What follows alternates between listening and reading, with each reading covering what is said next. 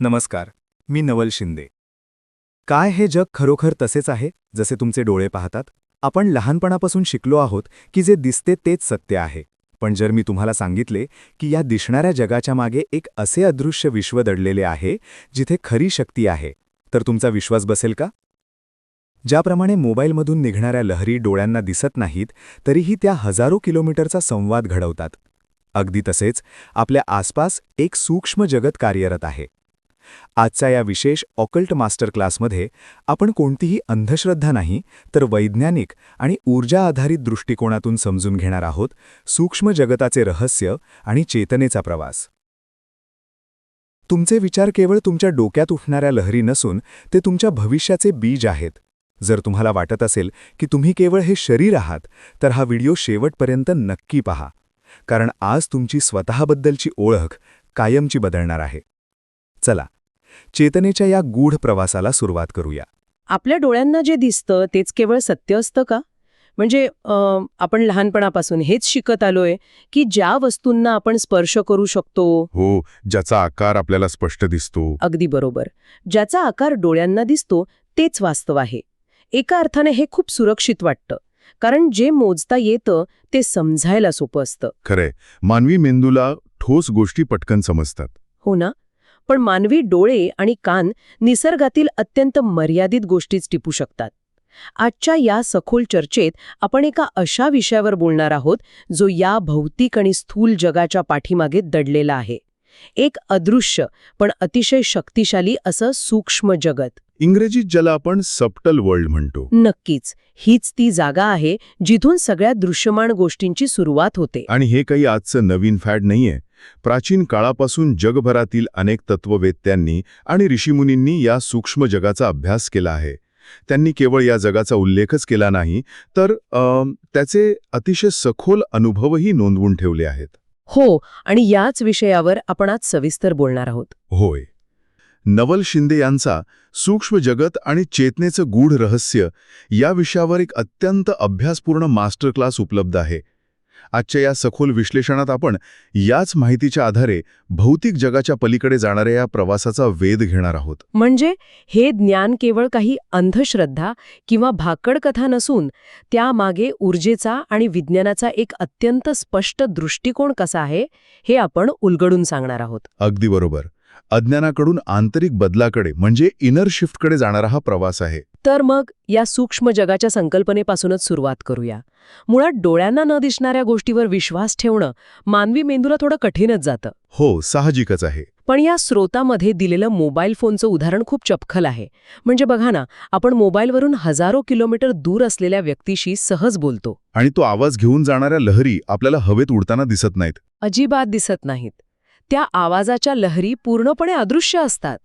तरीही त्या प्रवास करतात आणि माहितीची देवाणघेवाण क्षणात होते. हेच ते सूक्ष्म तरंग आहेत. ते डोळ्यांना दिसत नाहीत, पण अत्यंत प्रभावी असतात. आणि हे फक्त तंत्रज्ञानापुरतं मर्यादित नाहीये बरं का. म्हणजे मानवी भावनांच्या बाबतीतही? हो, मानवी भावना आणि विचारांच्या बाबतीतही अगदी हेच घडतं. समजा एखादी व्यक्ती अतिशय हसतमुखाने संवाद साधत आहे, पण तिच्या मनात समोरच्याबद्दल प्रचंड राग असेल. अगदी तेच. तिच्या मनात प्रचंड राग किंवा द्वेष आहे. अशा वेळी त्या व्यक्तीने तोंडातून एकही वाईट शब्द काढला नसला तरी आजूबाजूच्या माणसांना काहीतरी नकारात्मक जाणवू लागतं. अरे वा, हे खूप रिलेट करता येण्यासारखं आहे. आपण अनेकदा म्हणतो ना की एखाद्या ठिकाणची किंवा एखाद्या व्यक्तीची वाईब चांगली नाहीये. हां, वाईब. बरोबर. म्हणजे त्यांचे शब्द आणि कृती चांगली असली तरी आतून काहीतरी वेगळंच, काहीतरी अस्वस्थ करणारं जाणवत असतं. कारण त्या व्यक्तीच्या मनात असलेला राग, तिचे विचार हे एका सूक्ष्म तरंगासारखे तिच्या शरीरातून सतत बाहेर पडत असतात. अच्छा, म्हणजे ते लपवता येत नाही? अजिबात नाही. मानवी मन आणि शरीर हे स्वतः एक अतिशय संवेदनशील अँटेना किंवा ग्रहण करणारं यंत्र आहे. ते या अदृश्य तरंगांना टिपतं. हीच त्या सूक्ष्म जगाची पहिली आणि अतिशय साधी ओळख आहे. खरं तर आपण आजकाल वायफाय वापरतो. वायफायचे सिग्नल्स डोळ्यांनी अजिबात दिसत नाही, पण त्याच्या अस्तित्वावर आणि ताकदीवर आपण पूर्ण विश्वास ठेवतो. अगदी डोळे झाकून विश्वास ठेवतो. हो ना? बँकेचे व्यवहार, संवाद, मनोरंजन सगळं काही त्या अदृश्य लहरींवर चालतं. जर आपण वायफाय सारख्या अदृश्य गोष्टीवर एवढा विश्वास ठेवू शकतो, तर मानवी भावना आणि विचारांचे हे जे वायफाय आहे ते स्वीकारायला जड जाण्याचं काहीच कारण नाहीये. अगदी योग्य तुलना केलीत. आधुनिक तंत्रज्ञान येण्याच्या हजारो वर्ष आधीच प्राचीन योग्यांनी हे ओळखलं होतं की हे दृश्यमान जग संपूर्णपणे एका अदृश्य सूक्ष्म जगावर अवलंबून आहे. म्हणजे आधी सूक्ष्म आणि मग स्थूल. होय. यातूनच निर्मितीचं विज्ञान समोर येतं. कोणतीही स्थूल किंवा भौतिक गोष्ट आधी सूक्ष्म रूपात जन्म घेते आणि नंतर ती भौतिक आकार घेते. स्रोतामध्ये बीजाचं एक अतिशय सुंदर उदाहरण दिलं आहे. बीजाचं उदाहरण म्हणजे कसं? एका छोट्याशा बीजामध्ये फांद्या, पानं, फुलं असं संपूर्ण झाड डोळ्यांना दिसत नसलं तरी ते महाकाय झाड त्या बीजामध्ये सूक्ष्म रूपात दडलेलं असतं. अगदी तसंच. प्रत्येक गोष्ट आधी विचार रूपात म्हणजे एका बीजाच्या रूपात जन्म घेते. एखादं घर बांधायचं असेल तर ते आधी कुणाच्या तरी मनात विचारारूपात येतं. बरोबर. विचार हे भविष्याचे बीज आहेत. सतत भीतीचा विचार केला तर आयुष्यात भीती वाढवणारी परिस्थिती निर्माण होते आणि सकारात्मक विचारांनी संधी वाढतात. बरं थांबा, इथे मला एक शंका विचारू द्या. हो, नक्कीच. विचार हे भविष्याचे बीज आहेत आणि सकारात्मक विचारांनी संधी वाढतात, हे सगळं ऐकायला एखाद्या लॉ ऑफ अट्रॅक्शनच्या मोटिवेशनल सेमिनारसारखं वाटतं. हा गैरसमज बऱ्याचदा होतो. भक्कम भौतिकशास्त्राचा आधार याला आहे. खूप महत्वाचा प्रश्न आहे आणि हा फरक समजून घेणं अत्यंत गरजेचं आहे. हे केवळ सकारात्मक विचार करा अशा वरवरच्या पातळीवर काम करत नाही. मग हे कसं काम करतं? क्वांटम फिजिक्सच्या मते या विश्वातील प्रत्येक वस्तू, अगदी अत्यंत कडक वाटणारा दगडसुद्धा मूळतः सतत कंप पावणाऱ्या ऊर्जेच्या कणांपासून बनलेली आहे. म्हणजे व्हायब्रेटिंग एनर्जी पार्टिकल्स. हो. आपण जर एखाद्या अणूच्या आत म्हणजे ॲटमच्या आत पाहिलं तर तिथे 99% जास्त केवळ रिकामी जागा असते. बापरे, 99%! हो. आणि ती रिकामी जागा म्हणजे पोकळी नाही, तर ते ऊर्जेचं एक विशाल क्षेत्र आहे. या विश्वात काहीही पूर्णपणे ठोस नाहीये. म्हणजे जे आपल्याला घट्ट किंवा सॉलिड वाटतं ते तसं नाहीये. अजिबात नाही. हे संपूर्ण ब्रह्मांड वास्तवात एक विशाल सूक्ष्म समुद्र आहे आणि ज्या वस्तू आपल्याला दिसतात त्या केवळ त्या समुद्राच्या वरवरच्या लाटा आहेत. बापरे, हे ऐकायला खरंच थक्क करणार आहे. म्हणजे जेव्हा एखादा विचार मनात येतो तेव्हा मेंदूतून खरोखरच त्या ऊर्जा समुद्रात तरंग निर्माण होतात. अगदी तसंच. आणि ते तरंग भौतिक वास्तवाला आकार देतात. होय. विचार हे ऊर्जेचे विशिष्ट तरंग आहेत, म्हणजे फ्रिक्वेन्सीज आहेत. जेव्हा कोणी सतत भीतीचा विचार करतं तेव्हा ती केवळ एक कल्पना नसते. मग ती काय असते? सूक्ष्म जगतात त्या भीतीच्या ऊर्जेचं बीज पेरलं जातं. आता तुम्ही म्हणालात तसं विचार केल्यावर लगेच घर उभं राहत नाही. हो, तशी जादू तर होत नाही. कारण सूक्ष्म ऊर्जेला भौतिक आकार घेण्यासाठी म्हणजेच डेन्स होण्यासाठी वेळेची आणि कृतीची जोड लागते. पण तो विचार त्या माणसाच्या कृतीला, त्याच्या निर्णयांना आणि आजूबाजूच्या परिस्थितीला त्या विशिष्ट फ्रिक्वेन्सीशी जोडू लागतो. अच्छा, म्हणजे आपण जसे विचार करतो तशाच फ्रिक्वेन्सीच्या गोष्टींकडे आपण ओढले जातो. बरोबर. म्हणूनच विचार हे केवळ डोक्यात येणारे पाण्याचे बुडबुडे नसून ते भविष्याला आकार देणारं अत्यंत शक्तिशाली अदृश्य हत्यार आहे. हे समजायला थोडं जड असलं तरी खूप लॉजिकल वाटतंय. पण मग एक सांगा, जर हे सूक्ष्म जग, ऊर्जेचा हा समुद्र सतत आपल्या आजूबाजूला आहे आणि आपले विचार या विश्वाला आकार देत आहेत, तर मग माणसाला सहसा हे जाणवत का नाही? आपण त्यापासून इतके अनभिज्ञ कसे असतो? याचं सर्वात मुख्य आणि साधं कारण म्हणजे गोंधळ. गोंधळ? कसला गोंधळ? एका मोठ्या कारखान्याची कल्पना करा, जिथे प्रचंड आवाज करणाऱ्या शेकडो मशीन सतत चालू आहेत. सगळीकडे कानठळ्या बसवणारा गोंधळ आहे. हो, डोक्यात जाईल असा आवाज. अशा वेळी कुणीतरी अतिशय हळू आवाजात, अगदी कुजबुजत तुम्हाला काही सांगण्याचा प्रयत्न करत असेल तर तो आवाज ऐकू येणं शक्य आहे का? अजिबात नाही. तो आजूबाजूचा गोंधळ त्या सूक्ष्म आवाजाला पूर्णपणे दाबून टाकेल. अगदी हेच आपल्या बाबतीत घडत आहे. मानवी मनाची अवस्था अगदी या कारखान्यासारखीच झाली आहे. मनात सतत विचारांचा एवढा गोंधळ सुरू असतो की सूक्ष्म जगाची ती हळूवार चाहूल आपल्याला लागतच नाही. खरंय. आणि आजकाल सोशल मीडियावरील डूम स्क्रोलिंगमुळे हा गोंधळ आणखीनच वाढलाय. Doom scrolling? हो, म्हणजे आपण फोनवर सतत फीड बदलत राहतो ना. एका सेकंदात हसतोय, दुसऱ्या सेकंदात वाईट बातमी वाचतोय. मन सतत एका विचारातून दुसऱ्या विचारात उड्या मारत असतं. हो. अगदी बरोबर बोललात. जुन्या आठवणी, पुढच्या क्षणाची चिंता, लोकांनी काय म्हटलं, जणू काही आतमध्ये कोणीतरी सतत रेडिओचे चॅनल वेगाने बदलत आहे. हां, आणि या सततच्या गोंधळामुळे ती सूक्ष्म फ्रिक्वेन्सी आपल्याला पकडता येत नाही. मग या मनाला पॉज कसा द्यायचा? हा गोंधळ कसा थांबवायचा? त्यासाठीच ध्यान म्हणजेच मेडिटेशनची प्रक्रिया अत्यंत महत्वाची ठरते. या स्रोतानुसार ध्यान म्हणजे केवळ डोळे बंद करून बसणं नाहीये. मग ध्यान नक्की काय आहे?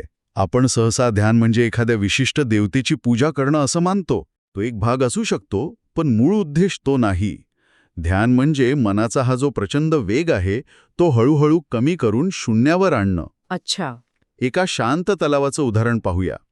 जर तलावाचं पाणी अगदी स्थिर आणि शांत असेल तर त्यात आकाशाचं प्रतिबिंब कसं दिसतं? अतिशय स्पष्ट दिसतं, जणू काही आरसाच. हो, पण त्या पाण्यात एक जरी दगड मारला, लाटा उठल्या, तर काय होतं? ते प्रतिबिंब लगेच तुटून जातं, सगळं विस्कळीत होतं. माणसाचं मन हे त्या तलावासारखं आहे आणि आपले विचार हे त्या लाटांसारखे आहेत. म्हणजे ध्यानात बसून जेव्हा हजारो विचारांचा वेग हळूहळू कमी होतो आणि विचार शून्यावर येतात, ती खरी ध्यानाची अवस्था असते. अगदी बरोबर. जेव्हा मनाचा हा गोंधळ पूर्णपणे थांबतो तेव्हा त्या शांततेच्या काही सेकंदातच या सूक्ष्म जगाची पहिली स्पष्ट झलक मिळते. फक्त काही सेकंदच. हो, सुरुवातीला काहीच सेकंद. पण त्या क्षणी चेतना पहिल्यांदाच भौतिक शरीराच्या आणि नेहमीच्या विचारांच्या पलीकडे जाऊन एका वेगळ्याच शांततेचा अनुभव घेऊ लागते. आणि यातूनच साक्षीभाव नावाची एक अत्यंत महत्वाची अवस्था निर्माण होते. साक्षीभाव म्हणजे स्वतःला विचारांपासून वेगळं करणं, बरोबर? हो, इंग्रजीत आपण याला द विटनेसिंग स्टेट म्हणतो. मला वाटतं हे एखाद्या नदीच्या किनाऱ्यावर उभं राहून पाण्याचा प्रवाह पाहण्यासारखा आहे. म्हणजे जेव्हा एखादा माणूस नदीत गटांगळ्या खात असतो तेव्हा तो प्रवाहाचा भाग असतो. त्याला त्या प्रवाहाची भयानक ताकद जाणवते. खरंय, तो त्या पाण्याशी लढत असतो. पण तोच माणूस जेव्हा किनाऱ्यावर सुरक्षित उभं राहून त्या वाहणाऱ्या पाण्याकडे पाहतो तेव्हा तो त्या प्रवाहापासून पूर्णपणे वेगळा झालेला असतो. तो फक्त एक प्रेक्षक असतो. क्या बात है. अतिशय सुंदर उदाहरण. ध्यानाच्या प्रक्रियेत हेच घडतं. जेव्हा ही जाणीव होते की मी माझे विचार नाहीये, तर मी माझ्या विचारांना पाहणारा केवळ एक साक्षीदार आहे, तेव्हा त्या विचारांची ताकद कमी होते. एका क्षणात संपुष्टात येते. भीती, राग, चिंता हे सगळे विचार येतात आणि जातात, पण तो पाहणारा साक्षीदार स्थिर राहतो. या अवस्थेत डोक्याच्या मध्यभागी एक अतिशय शांत आणि स्थिर ऊर्जा जाणवू लागते. बापरे, हा अनुभव नक्कीच विलक्षण असेल. हो, आणि या साक्षी भावानंतर एक अत्यंत सखोल टप्पा समोर येतो, ज्यावर या विश्लेषणात खूप भर दिला आहे. तो म्हणजे वैश्विक चेतना किंवा युनिव्हर्सल कॉन्शियसनेस. वैश्विक चेतना. इथे ते रेडिओचं उदाहरण खूप चपखल बसतं असं मला वाटतं. कोणतं उदाहरण? म्हणजे बघा, एका मोठ्या खोलीत अनेक वेगवेगळे रेडिओ संच ठेवले आहेत. प्रत्येक रेडिओवर वेगळं गाणं किंवा बातमी लागलीय. कोणी जुनी गाणी ऐकतंय, कोणी बातम्या. हो, बरोबर. हे सगळे आवाज आणि उपकरणं पूर्णपणे वेगळी असली तरी ते एका अदृश्य फ्रिक्वेन्सी समुद्रातून ती माहिती खेचून घेत आहेत. अगदी तसंच. त्याचप्रमाणे जगातल्या सर्व माणसांची शरीरे वेगळी आहेत, त्यांचे विचार वेगळे आहेत, पण त्यांची जी चेतना किंवा शुद्ध जाणीव आहे ती एकाच मूळ स्रोताशी जोडलेली आहे. खूप छान स्पष्ट केलंत. आपण नेहमी स्वतःला इतरांपेक्षा पूर्णपणे वेगळं एका बेटासारखं समजतो, पण मुळात संपूर्ण ब्रह्मांड एकाच अथांग चेतनेच्या समुद्राने व्यापलेलं आहे. म्हणजे आपण सगळे आतून एकच आहोत. होय, तुम्ही अनेकदा ऐकलं असेल की जगाच्या दोन वेगवेगळ्या कोपऱ्यात बसलेल्या दोन वैज्ञानिकांना एकाच वेळी एकाच विषयावर सारखाच शोध कसा लागतो. हो, असं इतिहासात बऱ्याचदा झालंय. ते यासाठी होतं कारण ते दोघेही एकाच वेळी नकळतपणे त्या वैश्विक चेतनेच्या तरंगाशी जोडले गेलेले असतात. माहितीच्या ते एकाच महासागरातून ते कल्पना ग्रहण करत असतात. पण थांबा, इथे मला एक अत्यंत महत्वाचा प्रश्न विचारायचा आहे. विचारा ना. जर आपण सगळे एकाच युनिव्हर्सल रेडिओ फ्रिक्वेन्सीशी जोडलेले आहोत आणि सगळे विचार त्याच एका महासागरातून येत आहेत, तर मग माणसाचा स्वतःचा असा मूळ वैयक्तिक विचार किंवा ओरिजिनल इंडिव्हिज्युअल थॉट ही केवळ एक भ्रामक कल्पना आहे का? म्हणजे सगळंच जर त्या एका स्रोतातून येतंय, तर मग माणसाचं स्वतःचं असं काय आहे? आपली काहीच आयडेंटिटी नाहीये का? हा प्रश्न मानवी अस्तित्वाच्या अगदी मुळाशी जाणार आहे आणि खूप लोक इथेच गोंधळतात. मग याचं उत्तर काय आहे? याचं उत्तर असं आहे की माणसाचं स्थूळ शरीर, त्याचा मेंदू, त्याचे संस्कार आणि त्याचे वैयक्तिक अनुभव हे सगळं मिळून एक अतिशय युनिक अँटेना तयार होतो. अच्छा, म्हणजे आपण एक अँटेना आहोत. हो, आणि तो अँटेना जगाच्या पाठीवर अद्वितीय असतो, युनिक असतो. त्यामुळे ती वैश्विक ऊर्जा जेव्हा त्या विशिष्ट अँटेनामधून बाहेर पडते तेव्हा ती त्या व्यक्तीच्या वैयक्तिक रंगात, त्याच्या स्वतःच्या शैलीत रंगलेली असते. अरे वा. बुद्धिमत्तेचा आणि जाणीवेचा मूळ झरा एकच आहे. पाणी एकाच विहिरीचं आहे, पण ज्या भांड्यात ते भरलं जातं त्या भांड्याच्या आकारामुळे आणि रंगामुळे ते पाणी वेगळं वाटतं. थोडक्यात सांगायचंय तर ऊर्जा वैश्विक आहे, पण तिचं सादरीकरण वैयक्तिक आहे. बापरे. यार, एपा संकल्पनेमुळे जगाकडे पाहण्याचा दृष्टिकोनच पूर्णपणे बदलतो. म्हणजे आपण वैश्विक आणि वैयक्तिक दोन्ही एकाच वेळी आहोत. नक्कीच. आता या सगळ्या ज्ञानाचा जो सर्वात मोठा आणि रहस्यमय उपयोग आहे त्यावर आपण थोडं बोलूया. मृत्यूचं गूढ आणि चेतनेचा प्रवास. मृत्यू, ज्याची माणसाला सर्वात जास्त भीती वाटते. हो ना. साधारणपणे मृत्यू म्हणजे सर्व काही कायमचं संपलं असा समज असतो. माणसाला वाटतं की हे हाडमासाचं शरीर संपलं म्हणजे आपला अंत झाला, सगळा खेळ खतम. पण जर स्थूल जग आणि सूक्ष्म जग यातील फरक नीट समजून घेतला तर मृत्यूकडे पाहण्याची दृष्टीच मुळापासून बदलते. म्हणजे मृत्यू हा शेवट नाहीये. अजिबात नाही. मृत्यू म्हणजे शेवट नसून तो केवळ एक बदल आहे. जुने फाटलेले कपडे बदलून नवीन कपडे घालण्यासारखा हा केवळ शरीराचा बदल आहे. हे ऐकायला खूप आश्वासक वाटतं. स्रोतामध्ये झोपेचं आणि स्वप्नाचं दिलेलं उदाहरण या प्रक्रियेला खूप छान स्पष्ट करतं. झोपेचं उदाहरण ते कसं? जेव्हा माणूस गाढ झोपेत असतो तेव्हा भौतिक शरीर अंथरुणावर अतिशय शांत पडून असतं. हो, शरीराची काहीच हालचाल नसते. पण मन आणि चेतना मात्र स्वप्नात कुठे कुठे प्रवास करत असते. पर्वतांवर जाणं, लोकांशी बोलणं, हे सगळे अनुभव सुरूच असतात ना. शरीर एका जागी स्थिर असतं तरीही जाणीवेचा प्रवास थांबत नाही. खरंच की. म्हणजे मृत्यूनंतर नेमकं हेच घडतं का, फक्त जास्त कायमस्वरूपी पातळीवर? अगदी तसंच. यासाठी मला एका उदाहरणाची आठवण येतेय. हे एका विजेच्या बल्बसारखं आहे. म्हणजे बघा, एक विजेचा बल्ब जेव्हा फुटतो तेव्हा त्यातला प्रकाश जातो, तो बल्ब निकामी होतो. पण ज्या विजेमुळे तो बल्ब उजळला होता ती वीज मात्र संपत नाही. ती वीज त्या मूळ प्रवाहात, त्या ग्रीडमध्ये परत जाते आणि ती दुसऱ्या एखाद्या नवीन बल्बला प्रकाशित करू शकते. क्या बात है. हे उदाहरण मृत्यूसारख्या भीतीदायक कल्पनेला किती सहजपणे एका साध्या भौतिकशास्त्राच्या नियमात बसवतं. हो ना. यामुळे मृत्यूची भीती बरीच कमी होऊ शकते. हीच ती चेतना आहे.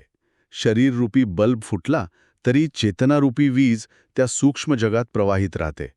ऊर्जा कधीही निर्माण करता येत नाही आणि नष्टही करता येत नाही. हा विज्ञानाचा मूलभूत नियम आहे. Law of conservation of energy. अगदी बरोबर. तोच नियम चेतनेला लागू होतो. ती चेतना तिच्या वासना, तिचे अपूर्ण विचार आणि तिच्या संस्कारांनुसार नवीन जन्माकडे आकर्षित होते. अच्छा, म्हणजे परत नवा जन्म. हो, जसं आपण सुरुवातीला पाहिलं की विचार हे बीज आहेत. माणसाने आयुष्यभर जे विचारांचे बीज पेरलेले असतात ते बीज सूक्ष्म जगात राहतं आणि अनुकूल परिस्थिती मिळताच पुन्हा नवीन शरीर धारण करतं. म्हणजे हाच तो पुनर्जन्माचा प्रवास आहे. पण मला एक विचारावंसं वाटतं, हा जन्म मृत्यूचा फेरा असाच सतत चालू राहतो का? कारण एका अर्थी हे चक्र खूप थकवणारं वाटू शकतं. जन्म घ्या, अनुभव घ्या, मृत्यू आणि पुन्हा जन्म. यातून सुटण्याचा काही मार्ग आहे का? आणि तोच या सर्व ज्ञानाचा परमोच्च बिंदू आहे. जर जिवंतपणेच ध्यान आणि साक्षी भावाच्या माध्यमातून चेतनेचं हे मूळ स्वरूप ओळखता आलं, म्हणजे आपण शरीर नाही हे जाणवलं तर. हो, जर वासना आणि विचारांचा गुंता सोडवता आला तर मृत्यूच्या वेळी त्या चेतनेला पुन्हा नवीन शरीराची गरज भासत नाही. अच्छा. जेव्हा माणसाला पूर्णपणे जाणवतं की तो फुटणारा बल्ब नाहीये तर तो ती कधीही न मरणारी वीज आहे, तेव्हा अज्ञानाचा पडदा कायमचा दूर होतो. बापरे, हे खूपच खोल आहे. ती चेतना जन्म-मृत्यूच्या या चक्रातून मुक्त होते आणि त्या एका असीम वैश्विक प्रकाशात कायमची विलीन होते. यालाच अध्यात्मात मुक्ती किंवा मोक्ष म्हटलं जातं. खरंच हे सगळं ज्ञान केवळ तात्विक नाहीये. दैनंदिन जीवनातील गोंधळ कमी करण्यासाठी, अनावश्यक चिंता आणि विशेषतः मृत्यूची भीती संपवण्यासाठी हे अत्यंत व्यावहारिक ज्ञान आहे. नक्कीच.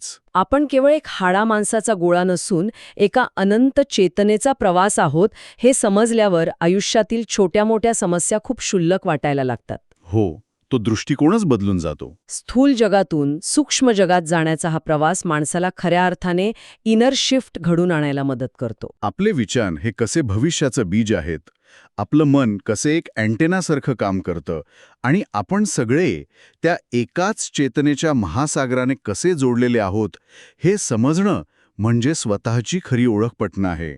खरंय, आजच्या या विश्लेषणातून अनेक गुंतागुंतीचे प्रश्न सुटले आहेत आणि विचारांना एक नवी दिशा मिळाली आहे. मलाही हा संवाद खूप अर्थपूर्ण वाटला. पण ही सखोल चर्चा थांबवताना एका अशा प्रश्नाकडे लक्ष वेधावंसं वाटतं जो या सर्व चर्चेतून नैसर्गिकरित्या उभा राहतो आणि ज्यावर विचार करणं खूप रंजक ठरू शकतं. कोणता प्रश्न? आपण मगाशी विजेच्या फुटलेल्या बल्बचं उदाहरण पाहिलं. हो, अगदी समर्पक उदाहरण होतं ते. जर आपली चेतना खरोखरच एका तुटलेल्या बल्बमधून निघून जाणारी आणि पुन्हा त्या वैश्विक प्रवाहात परत जाणारी वीज आहे, तर त्या विजेने त्या विशिष्ट बल्बमध्ये असताना जो प्रकाश दिला होता, जे काही अनुभव घेतले होते, त्याची कोणतीही मेमरी किंवा नोंद त्या मुख्य प्रवाहात राहते का? हा विचार करायला लावणारा मुद्दा आहे. म्हणजे शरीर नष्ट झाल्यानंतरही माणसाने घेतलेल्या अनुभवांचे, त्याच्या प्रेमाचे आणि दुःखाचे ठसे त्या वैश्विक ऊर्जेच्या जाळ्यात कायमचे कोरले जातात का? खरंच हा एक अत्यंत गूढ प्रश्न आहे. या अत्यंत गूढ आणि विचार करायला लावणाऱ्या प्रश्नासोबत आजची ही सखोल चर्चा आपण इथेच थांबूया आणि पुन्हा भेटू एका नव्या विषयासोबत. तर मित्रांनो, आज आपण समजून घेतले की आपण केवळ हे हाडामासाचे शरीर नाही, तर आपण एक अखंड चेतना आहोत. मृत्यू हा अंतर असून तो केवळ जुने कपडे बदलून नवीन धारण करण्यासारखा एक बदल आहे. लक्षात ठेवा, जेव्हा तुम्ही तुमच्या विचारांचे मालक न बनता केवळ त्यांचे साक्षी बनता, तेव्हाच सूक्ष्म जगाचे खरे द्वार उघडते. तुमची ही समज तुम्हाला केवळ मानसिक शांतीच देणार नाही, तर या विशाल ब्रह्मांडात तुमचे नेमके स्थान काय आहे याची जाणीव करून देईल. जर तुम्हाला हे ऊर्जा विज्ञान पटले असेल आणि अशाच सखोल रहस्यांद्वारे स्वतःचे आयुष्य बदलायचे असेल, तर नवल शिंदे ओम श्रीम ऑरा अँड ॲस्ट्रो वास्तू या चॅनलला आत्ताच सबस्क्राईब करा. हा व्हिडिओ अशा मित्रांसोबत शेअर करा ज्यांना या सत्याची गरज आहे, कारण तुमचे एक शेअर कोणाची तरी जीवनाकडे पाहण्याची दृष्टी बदलू शकते. तुमच्या मनात काही प्रश्न असतील तर कमेंट्समध्ये नक्की विचारा. भेटूया पुढच्या मास्टर क्लासमध्ये, जिथे आपण ऊर्जेच्या अशाच एका नवीन थराचा उलगडा करू. तोपर्यंत शांत रहा, जागरूक रहा. धन्यवाद.